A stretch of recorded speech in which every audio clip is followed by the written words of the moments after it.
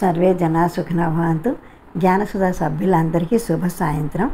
ఇప్పుడు మీ అందరి కోసం రెండు మంచి మాటలు చెప్తాను. ఒకటి, విజయం అంటే ఆశించిన దాన్ని సాధించడం కాదు, సాధించవలసిన దాన్ని ఆశించడం. ఇంకొకసారి చెప్పనా?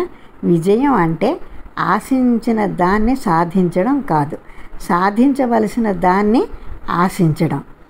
అలాగే వైఫల్యం నిరాశకు కారణం కాకూడదు, కొత్త ప్రేరణకు పునాది కావాలి.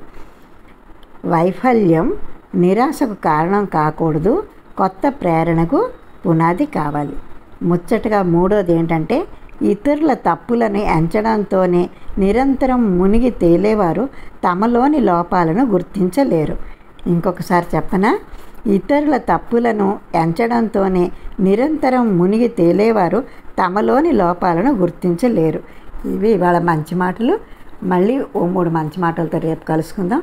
అప్పటిదాకా సెలవు. శ్రీమాత్రే నమః.